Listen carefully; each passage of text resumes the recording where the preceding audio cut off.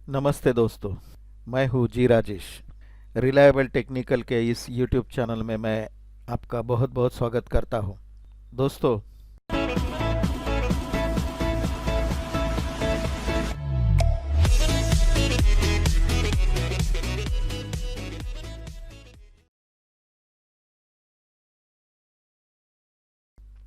इस हफ्ते के लिए मार्केट कैसा रहेगा, यह अभी हम लोग देखने वाले हैं। अगर आप निफ्टी का चार्ट अगर देखते हैं, निफ्टी फिलहाल 11,371.60 पे क्लोज हुआ है और निफ्टी का जो ट्रेंड नज़र आ रहा है, ये निफ्टी का ट्रेंड यहाँ से मतलब 9,490 से लेके आज तक निफ्टी पॉजिटिव ट्रेंड में है और मार्केट ऊपर की तरफ ही जा रहा है। अगर हम इसे कुछ प्रेडिक्ट करने के लिए अगर कुछ ट्रेडिंग सिस्टम का अगर हम लोग सहारा लें, success by exit trading system है, इससे अगर हम देखेंगे तो आप यहाँ पे देख पा रहे हो कि यहाँ पे 9,314 से जो बाय निफ्टी के लिए आया था, वो बाय फिलहाल अभी तक कंटिन्यू है। मतलब अभी तक भी मार्केट ने ऐसा कोई नीचे आने का संकेत नहीं दिया है। तो फिलहाल में मार्केट में बहुत सारी अटकलें लगाई जा रही है कि मार्केट नीचे आएगा, ये होगा वो होगा। लेकिन न्यूज़ की बजाय अगर हम टेक्निकल इंडिकेटर्स के ऊपर अगर थोड़ा सा ध्यान देंगे, ये जो मैंने आपके सामने इंडिकेटर रखा है, this is the moving averages. और ये मूविंग एवरेजेस हमें साफ तौर से ये संकेत दे रहे हैं कि मार्केट का ट्रेंड जो है वो अपवर्ड है। बहुत बार हम लोग देख चुके हैं। ये देखिए, यहाँ पे एक बार ये मूविंग एवरेज का सपोर्ट लेके मार्केट ऊपर गया, वापस दूसरी बार यहाँ पे मूविंग एवरेज का सपोर्ट लेके मार्केट ऊपर गया, तीसरी बार भी ये 200 ईएमए का सपोर्ट लेके मार्केट ऊपर गया है, चौथी बार ये जो रेड कलर का लाइन दिख रहा है आप, इस रेड कलर के लाइन एक मूविंग एवरेज का 21 ईएमए का ये मूविंग एवरेज है, इसका सपोर्ट लेके मार्केट ऊपर गया। और गए हफ्ते में भी उसके पहले अगर आप देखते हैं तो 21 ईएमए को सपोर्ट करके मार्केट ऊपर जा चुका है। तो इसका मतलब ये दिख रहा है कि निफ्टी का जो ट्रेंड है वो क्लियरली अपवर्ड ट्रेंड है, इसमें कोई भी शंका नहीं है। और अगर मार्केट नीचे भी अगर आता है तो उसको ये ब्लू कलर का जो ईएमए है 9 ईएमए, इसका वैल्यू जो आ रहा है 11,307, ये एक अच्छा सपोर्ट रहेगा। उसके बाद दूसरा सपोर्ट रहेगा 11,190।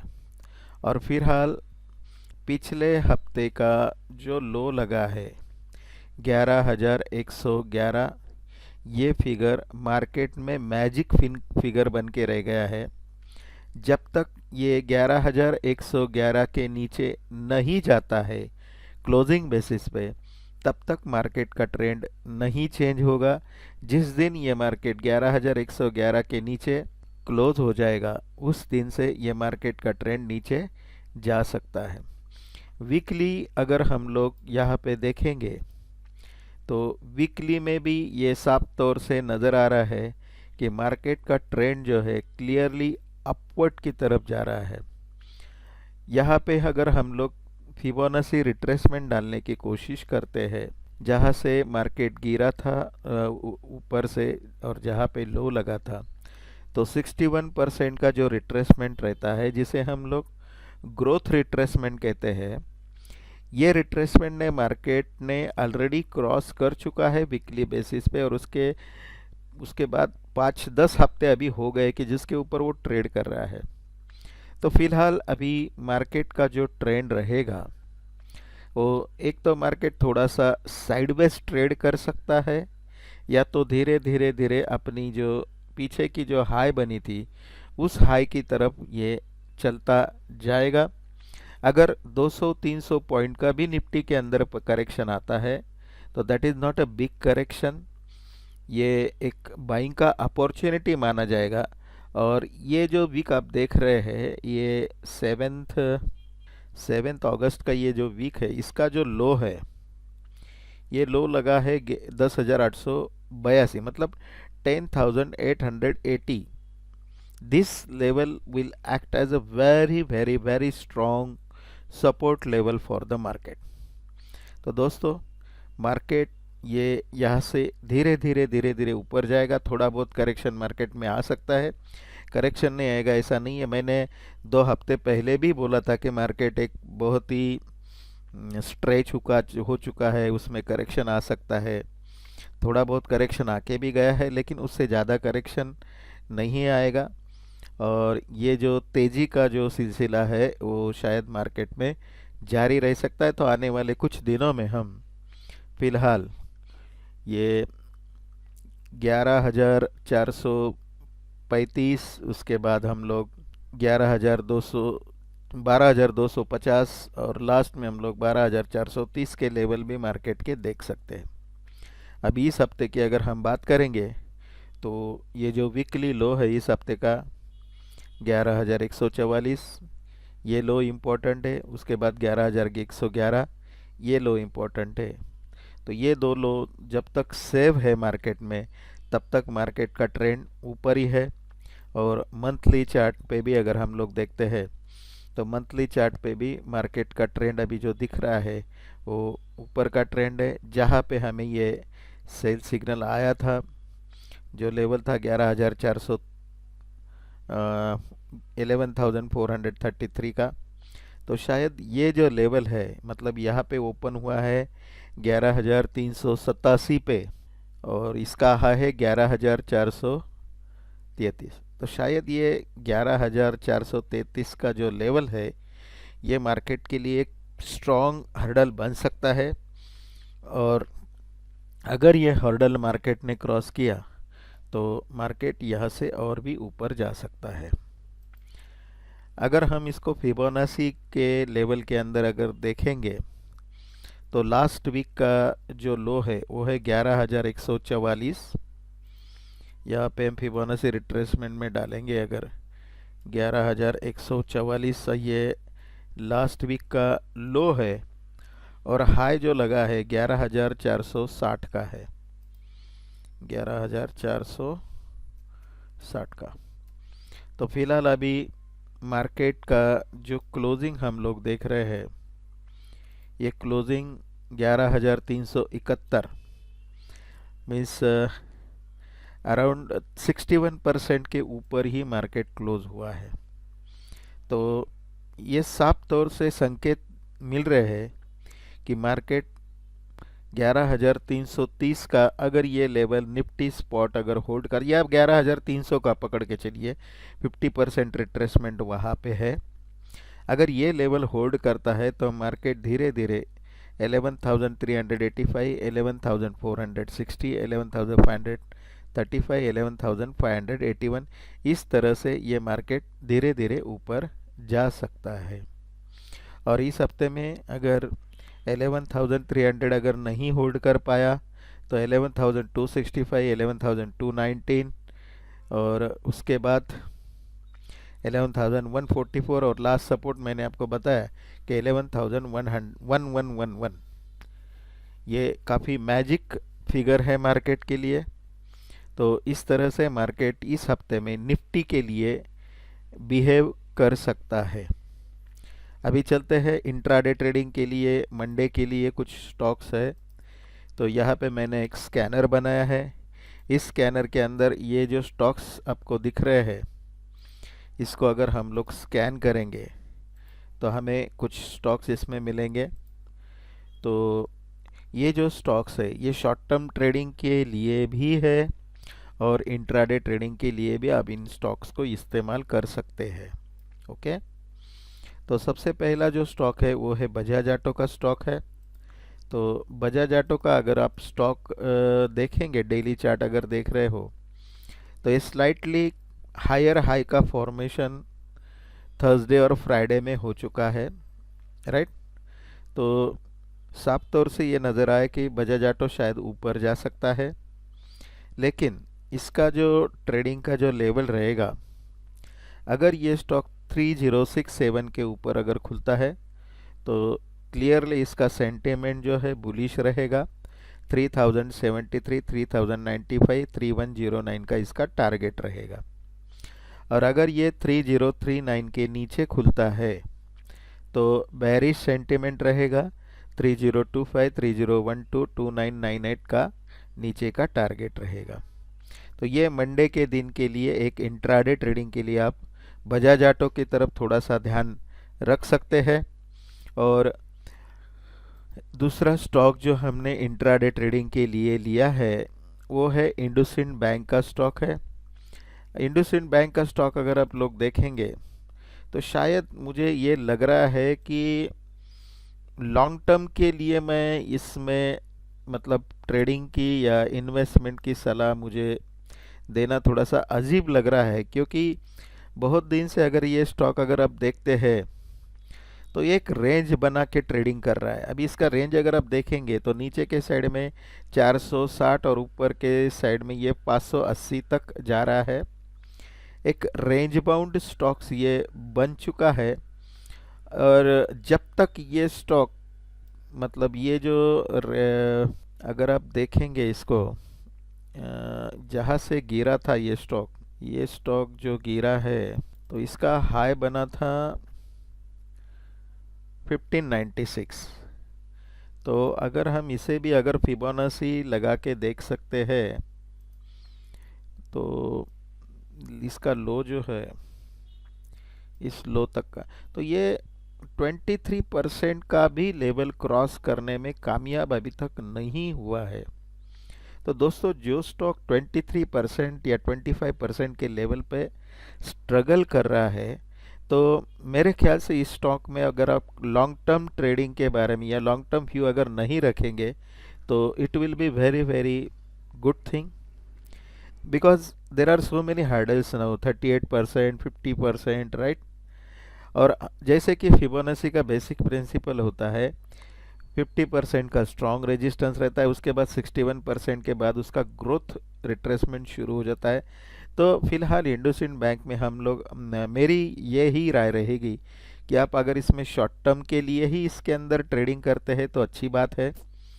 तो अभी इसका अगर आप क्लोजिंग देखते हैं तो ये क्लोजिंग है 513.55 का क्लोजिंग है।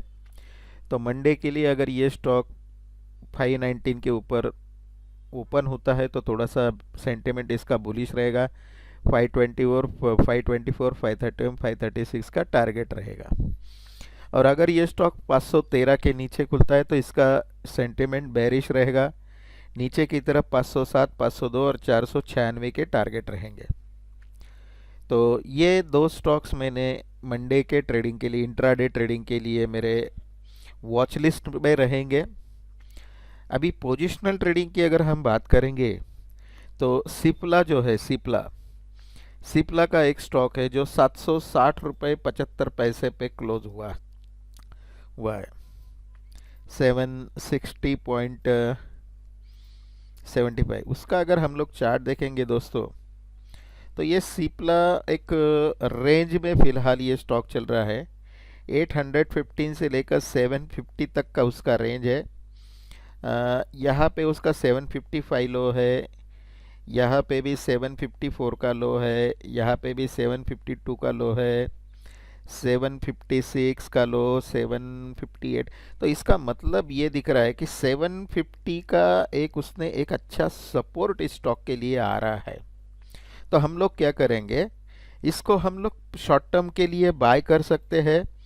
आप लोग इसको 740 और 750 के बीच में अगर ये स्टॉक आपको कहीं जर्क देता है तो इसे बाय कर लीजिए। 725 का आप इसको स्टॉप लॉस क्लोजिंग बेसिस पे रखिए। अगर ये 725 के नीचे क्लोज होता है तो इस स्टॉक में हम नहीं रहेंगे, इस स्टॉक से हम लोग निकल जाएंगे। शायद आपको लॉन्ग टर्म में भी लेना है तो लॉन्ग टर्म के लिए आगे आपको एक अपॉर्चुनिटी मिलेगा 520 या 630 के आसपास ये स्टॉक नीचे अगर करेक्शन हुआ मार्केट तो ज़रूर आएगा, तो उस समय हम इस स्टॉक में खरीदारी करेंगे। तो फिलहाल दोस्तों ये स्टॉक हम लोग शॉर्ट टर्म के लिए ही लेंगे। 725 का स्टॉप लॉस रखेंगे। हमारा टारगेट प्राइस जो रहेगा 840 का रहेगा। तो 840 तक हम इसमें बने रहेंगे और उम्मीद है कि ये 815 जल्द ही क्रॉस करके 840 तक ये स्टॉक जा सकता है। तो दोस्तों ये था हमारा इस हफ्ते के लिए कुछ स्टॉक्स के बारे में, निफ्टी के बारे में हमारा ये व्यू था। अगर अब अभी निफ्टी फ्यूचर की अगर बात करते हैं तो एक बार हम निफ्टी फ्यूचर भी देख लेंगे। निफ्टी स्पॉट का हमने तो अभी एनालिसिस किया है, और निफ्टी फ्यूचर के बारे में अगर हमें देखना है तो एक बार निफ्टी फ्यूचर की तरफ भी हम लोग देखेंगे।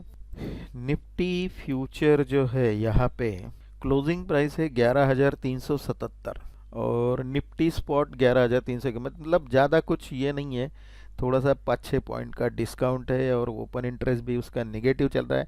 निगेटिव चलना ठीक है, क्योंकि अभी एक्सपायरी जो आ रही है, एक्सपायरी 27 अगस्त का इसका एक्सपायरी, तो ओपन इंटरेस्ट कम होना ये तो बराबर है। तो निफ्टी फ्यूचर की अगर हम बात करेंगे तो 11,377 पे क्लोज हुआ है। तो अगर ये निफ्टी फ्यूचर मंडे के दिन अगर 11,404 के ऊपर अगर खुलता है और उसके ऊपर अगर ट्रेड करता है तो इसका सेंटीमेंट बुलिश रह सकता है। और अगर ये स्टॉक 11,350 के नीचे अगर निफ्टी खुलता है, सेंटीमेंट बेरिश हो सकता है। और जैसे कि मैं आपको एक वैल्यू एडिशन इंफॉर्मेशन देना चाहता हूँ दोस्तों, कि फ़िलहाल जो लास्ट अगर आप सेशन देखेंगे यहाँ पर, लास्ट सेशन में तो मार्केट टोटली कंसोलिडेट हुआ था 2 दिन, मतलब एक छोटी सी रेंज में मार्केट घूम रहा है। तो अगर ये 404 430 अगर सक्सेसिवली क्रॉस करेगा तो 11,457 484 511 538 ये लेवल्स मंडे के दिन हम देख सकते हैं।